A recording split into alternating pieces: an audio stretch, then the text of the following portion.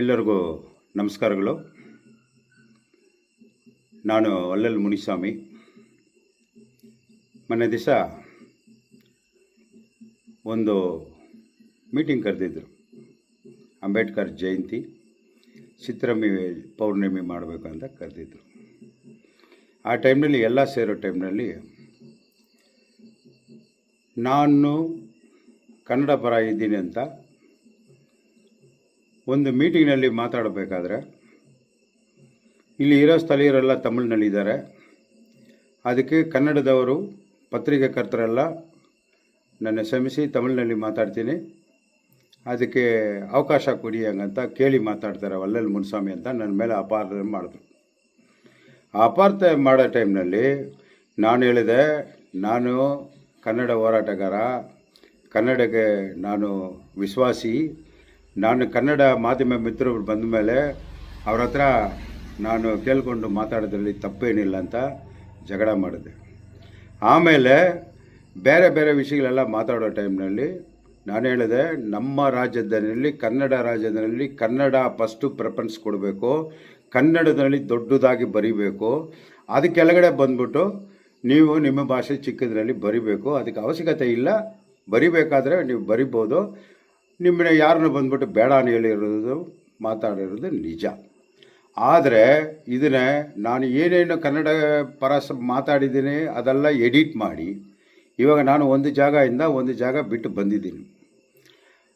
ಬರೋ ಟೈಮ್ನಲ್ಲಿ ನನ್ನ ಟಾರ್ಗೆಟ್ ಮಾಡಿ ನನ್ನ ಹೆಸರು ಕೆಡಿಸ್ಬೇಕು ಹಂಗಂತ, ನನ್ನ ಕನ್ನಡ ವಿರೋಧಿ ಮಾಡಬೇಕು ಹಂಗಂತ ನಾನು ಟಾರ್ಗೆಟ್ ಮಾಡಿ ಎಡಿಟ್ ಮಾಡಿ ಒಂದು ವಿಡಿಯೋ ಫೇಸ್ಬುಕ್ಕೆಲ್ಲ ಬಿಟ್ಟಿದ್ದಾರೆ. ಅದು ವಿಡಿಯೋ ತೆಗೆದಿದ್ದಾರೆ ಅಂತ ಕೂಡ ನನಗೆ ಗೊತ್ತಿಲ್ಲ. ಆದರೆ ಇದು ಷಡ್ಯಂತರ ಮಾಡಿದ್ದಾರೆ. ನಾನು ಕನ್ನಡ ಹೋರಾಟಗಾರ, 30 ವರ್ಷದಿಂದ ನಾನು ಹಲವಾರು ಸಂಘಟನೆಯಲ್ಲಿ ಕೆಲಸ ಮಾಡಿದ್ದೀನಿ. ನಮ್ಮ ವಾಟಾಳ್ ಸಾಹೇಬ್ರ ಜೊತೆಯಲ್ಲಿ, ಆಮೇಲೆ ನಮ್ಮ ಕುಮಾರಣ್ಣ ಸಾಹೇಬ್ರ ಜೊತೆಯಲ್ಲಿ ಎಲ್ಲ ಮಾಲೂರಿಂದ ಬೆಂಗಳೂರಿಂದ ಹಲವಾರು ಹೋರಾಟಗಳು ಮಾಡಿ ಭುವನೇಶ್ವರಿ ತಾಯಿಗೆ ಮಾಲೆ ಧರಿಸಿ 1 ತಿಂಗಳು ಉಪವಾಸ ಇದ್ದು ನಾನು ಆ ತಾಯಿ ಆಶೀರ್ವಾದ ಪಡೆದವನು. ನಾನು ಎಂದಿಗೂ ಕನ್ನಡ ವಿರೋಧ ನಾನು ಮಾತಾಡೋನಲ್ಲ. ನಾನು ಕನ್ನಡ ಪರ ಹೋರಾಟಗಾರ. ನನ್ನ ಬೇಕಂತಾನೆ, ನನ್ನ ಹೆಸರು ಕೆಡಿಸ್ಬೇಕು ಹಂಗಂತಾನೆ ಇದನ್ನು ಮಾಡಿದ್ದಾರೆ. ಅದು ಮಾಡಿದರೆ ಕೂಡ ಅವರು ಕೆಟ್ಟದ್ದು ಮಾಡಿದರೆ ಕೂಡ ಪರವಾಗಿಲ್ಲ. ಆದರೆ ನಮ್ಮ ಕನ್ನಡದವ್ರಿಗೆ ಮನಸ್ಸು ನೋವಾಗಿದ್ದರೆ ಎಲ್ಲ ಕನ್ನಡ ಪರ ಸಂಘಟವ್ರಿಗೆ ಮತ್ತು ಕನ್ನಡ ಪರವಾಗಿರೋ ಎಲ್ಲ ನನ್ನ ಕರ್ನಾಟಕ ಜನತೆಗೆ ನಾನು ಕ್ಷಮೆ ಕೇಳ್ತೀನಿ.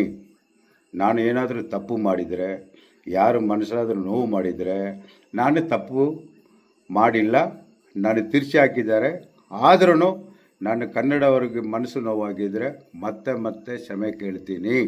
ನಾನು ಎಂದಿಗೂ ಕನ್ನಡ ಪರ, ನಾನು ಎಂದಿಗೂ ಕನ್ನಡ ವಿಶ್ವಾಸಿ, ನಾನು ಎಂದಿಗೂ ಈ ಕರ್ನಾಟಕ ಮಣ್ಣಿನ ಮಗನಾಗಿ ನಾನು ವಿಶ್ವಾಸ ಆಗಿರ್ತೀನಂತ ಇದ್ರ ಮುಖಾಂತರ ಎಲ್ಲರಿಗೂ ನಾನು ನಮಸ್ಕಾರದಿಂದ ನಿಮಗೆ ಹೇಳ್ಕೊಳ್ತೀನಿ.